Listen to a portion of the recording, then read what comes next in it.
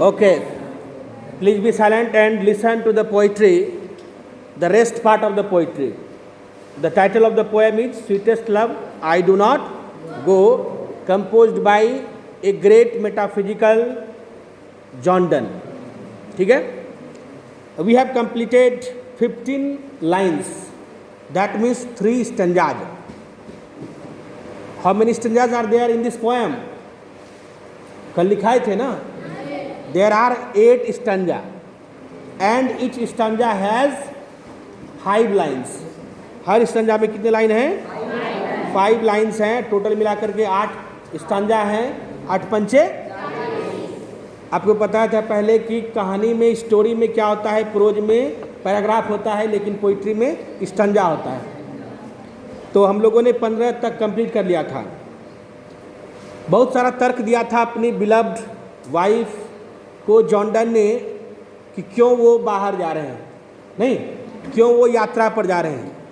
चूँकि वे महसूस करना चाहते थे आखिर जुदाई का क्या असर होता है, फील करना चाहते थे हृदय से. The poet heartly wants to feel how the separation is, है ना, how it looks when we separate from near and dear. जब हम किसी प्रिय वस्तु से, प्रिय व्यक्ति से अलग होते हैं, चाहे वो व्यक्ति किसी रूप में क्यों ना हो, माता पिता के रूप में हो सकता है, भाई बहन के रूप में हो सकता है, पति पत्नी के रूप में हो सकता है, प्रेमी प्रेमिका के बीच हो सकता है. तो ये सेपरेशन का क्या मतलब है और किस तरह का सेपरेशन होता है. और हकीकत भी है कि कभी कहते हैं कि एक न एक दिन हम लोगों को मर ही जाना है, इस धरती को विदा ही कर देना है, सदा के लिए ऊपर चला जाना है, मर जाना है. क्यों ना कुछ प्रैक्टिस किया जाए इस जुदाई का क्या होता है. और उन्होंने कई तर्क भी दिए थे. सूर्य का तर्क दिया था. सन क्या होता है, प्रतिदिन शाम में डूब जाते हैं और सुबह में टाइमली उग जाते हैं, जबकि उस सूर्य को कोई बुद्धि विवेक नाम की चीज़ नहीं है, निर्जीव चीज़ है, लेकिन वो समय से डूबता है और समय से आ भी जाता है. हम तो इंसान ही हैं, हम में तो सेंस है, हम में तो बुद्धि है, विवेक है. हम जाएंगे और सूर्य के स्पीड से ज़्यादा स्पीड करके हम यात्रा पर से लौट के चले आएंगे. क्लियर. अब कहता है कि how feeble is man's power. इस लाइन से कहने का मतलब है कवि का कि देखिए मानव का शक्ति कितना कमज़ोर है, मानव कितना कमज़ोर है, ह्यूमन कितना वीक है कि that if good fortune fall, अगर उनके हाथ से और उनके जीवन से यदि अच्छा अवसर, अच्छा लक एक बार निकल जाता है हाथ से, वो दोबारा प्राप्त नहीं कर सकता है. कहने का तात्पर्य है जिस वक्त, जिस क्षण को, जिस समय को हम अपने जीवन में गंवा दिए होते हैं, उसे पुनः प्राप्त करना काफ़ी मुश्किल है. चाहे आप हजारों करोड़ों अरबों लाखों रुपये खर्च कर दीजिए, वो समय लौटकर नहीं आएगा जो समय कि आपने बिता दिया. फिर 9 बजेगा, फिर 10 बजेगा, लेकिन वो 10 नहीं बजेगा जो कल बजा था. क्या यानी हर क्षण जो हमारे जीवन से बीतता जा रहा है उसे मनुष्य दोबारा प्राप्त कर नहीं सकता है. ये कवि का कहना है.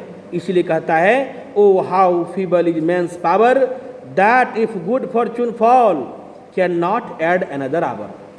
उस आवर को, उस टाइम को फिर मानव अपने जीवन में ला नहीं सकता है, चाहे खर्च कितना हो क्यों ना हो जाए.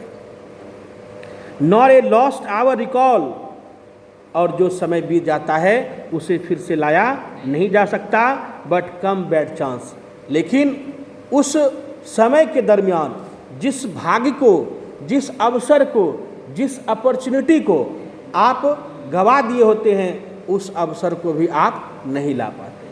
कहा जाता है कि हर इंसान के जीवन में अच्छा भाग्य, अच्छा सुअवसर आता है, बशर्ते कि मानव उसको, उस अवसर को कैच नहीं कर पाता है, उस अवसर का लाभ नहीं उठा पाता है.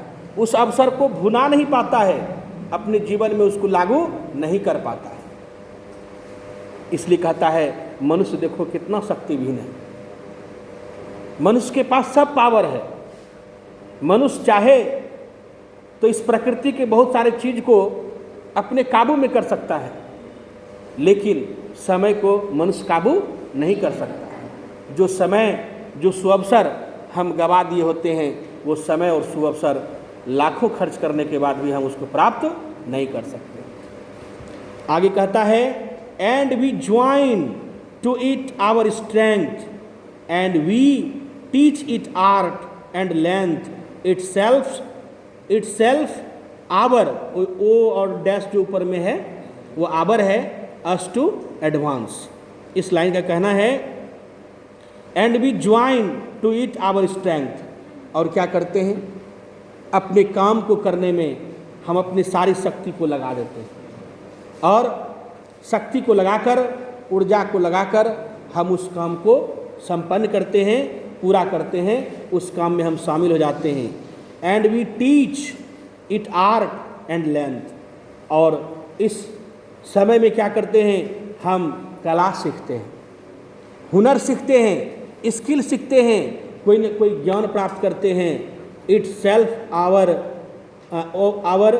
ओवर है, सॉरी, वो itself over us to advance, और जो काम हम करते हैं उसका जो परिणाम है वो हमें एडवांस में मिल जाता है।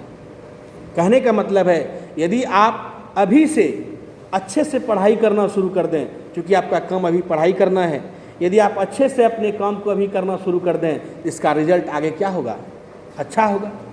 यदि इस अवसर को, इस समय को यदि अच्छे कार्य में नहीं लगाएं, अपनी ऊर्जा को, अपनी शक्ति को यदि अपने भलाई के कार्य में नहीं लगाएंगे, तो क्या होगा, हमें एडवांस में परिणाम नहीं मिलेगा।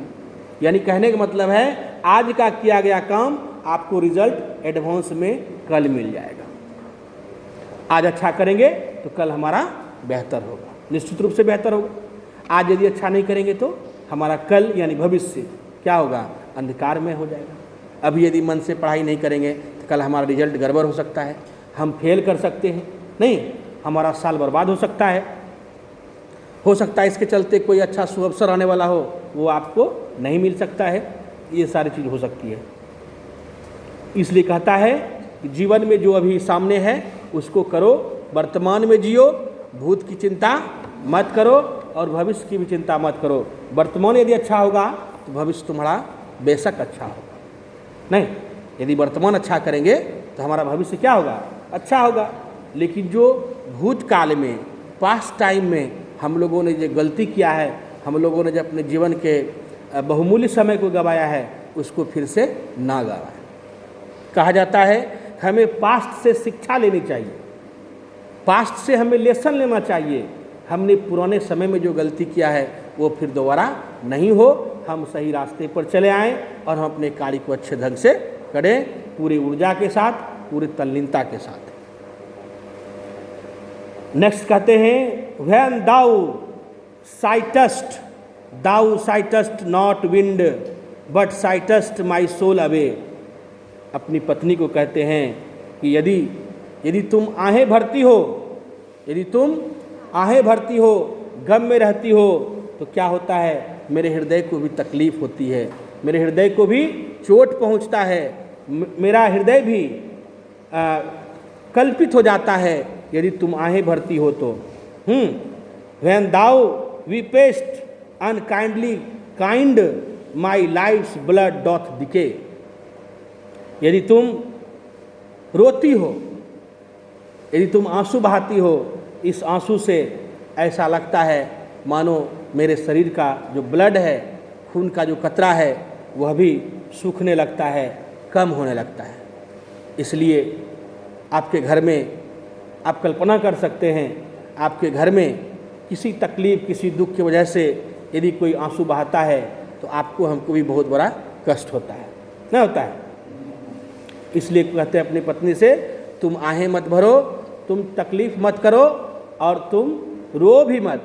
यदि तुम रोती है तो जो जैसे जैसे तुम रोती है वैसे वैसे हमारे शरीर का जो ब्लड होता है वह कम होता जाता है, उसमें शक्ति कम होता जाता है, कमज़ोर पड़ जाता है।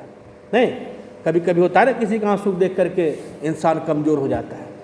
नहीं, वो अपने कर्तव्य पथ से मुड़ने लगता है, जो उसको करना चाहिए होता है वो करने से परहेज करने लगता है।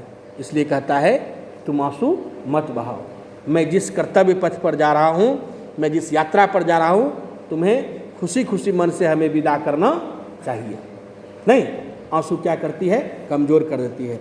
चाहे वो आपका आंसू आपके भाई का हो, बहन का हो, माँ बाप का हो, हैं, पत्नी का हो, बाल बच्चे का हो, किसी का भी हो, वो आंसू क्या करता है, हमें कमज़ोर कर देता है।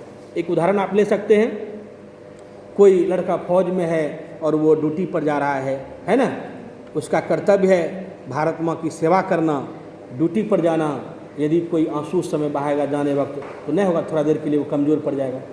वो भी थोड़ा देर के लिए सोचने लगेगा हम कहाँ जा रहे हैं, क्या करने जा रहे हैं, नहीं करना चाहिए। इससे क्या हुआ, कर्तव्य पथ से क्या हो रहा है, वो विमुख हो रहा है, कर्तव्य पथ पर नहीं जाने से रोक रहा है उसको। ये आंसू वगैरह जो होते हैं ना, ये दुख गम, ये सब क्या करता है, इंसान को रोकता है। इसलिए हमें उस पर ध्यान नहीं देना चाहिए, हमारे अपने कर्तव्य पर आगे बढ़ते रहना चाहिए। It can not be that thou lovest me as thou sayest, if in thine my life thou waste, thou art the best of मी।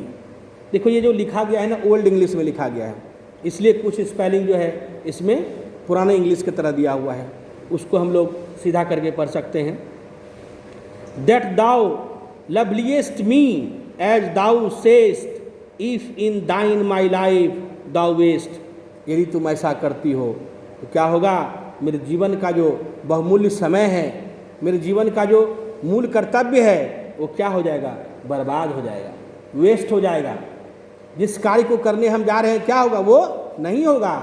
इसलिए तुम आंसू मत बहाओ, है ना, हमें खुशी खुशी जाने दो। Let now thy divining heart forethink me an ill. तुम मेरे बारे में भला बुरा मत सोचो, है ना, मेरे बारे में कोई भविष्यवाणी गलत मत करो कि मैं मर जाऊंगा या कोई घटना हो जाएगी या किसी तरह का कोई बात हो जाएगा, ये सब मत सोचो। डेस्टिनी में टेक दाई पार्ट। यदि मेरे भाग्य में ऐसा लिखा होगा, नहीं, अंतिम में संतोष नहीं बांधते हैं, वही कह रहे हैं, यदि हमारे भाग्य में ऐसा ही लिखा होगा उसे कोई भी रोक नहीं सकता है। भाग्य अपना खेल खेल करके ही रहेगा। नहीं, इसलिए तुम कम से कम इसकी भविष्यवाणी मत करो। जो होने का होगा वो तो होकर के ही रहेगा, वो समय खेल खेलेगा ही, लेकिन तुम इस तरह से मुझे जाने से मत रोको। And may thy fears fulfil but think that we are but turned aside to sleep, they who one another keep alive never parted be. और अंतिम में कहते हैं कि मैं तुमसे कभी जुदा नहीं होऊंगा, ये मैं तुमसे वादा करता हूँ, मैं तुमसे कभी अलग नहीं होऊंगा। और यदि शरीर से अलग हो गया तो क्या हो गया, मन जो है हमेशा जुड़ा हुआ रहेगा तुम्हारे साथ, हमेशा मैं तुमसे प्रेम करता रहूँगा, मेरा प्रेम कभी कम तुमसे नहीं होगा, है ना। आत्मा हमेशा साथ रहेगी, शरीर भले ही अलग हो जाए लेकिन आत्मा हमेशा क्या रहेगी, साथ रहेगी, और हम तुम्हारे लिए सदा बने रहेंगे। यहाँ पर ये कविता क्या होती है, खत्म होती है। तो इसका जो समरी है वो आपको भेज दिया जाएगा PDF फाइल में, ठीक है ना। 3-4 लाइन बचा हुआ है जिसको हम नहीं बना पाए हैं, तो आज टाइपिंग कर देंगे तो वो भेज देंगे, ठीक है। तो आप लोगों का कुछ ऑब्जेक्टिव लिखा दिए थे कल बोर्ड पर, नहीं, क्या नाम है कवि का, पोएम का क्या नाम है, कब इनका जन्म हुआ था, कब इनकी मृत्यु हुई थी, है ना, और यह कविता किस प्रकार का है, ये लिरिक पोएम है, नहीं, ये लव पोएम भी है। इसमें टोटल 8 स्टंजा है, हर स्टंजा में क्या लाइन है, 5 लाइन है, क्लियर ये लिखा हुआ है। और जो जॉर्डन थे वो फेमस हुए अपने 3 चीज़ के लिए, सॉन्ग्स एंड सोनेट्स के लिए, सटायर्स एंड एलेगीज के लिए, और सरमन्स के लिए। ये 3 चीज़ के लिए बहुत फेमस हुए, ठीक है। और ये जॉर्डन कैसा कवि थे, मेटाफिजिकल पोएट थे, ठीक है। चलिए इस कविता को हम लोग कंप्लीट कर लिया आज। हम लोग कल मिलते हैं नेक्स्ट कविता में, जिसका नाम है song of myself, Walt Whitman. किसने लिखा है? Walt Whitman. We shall discuss tomorrow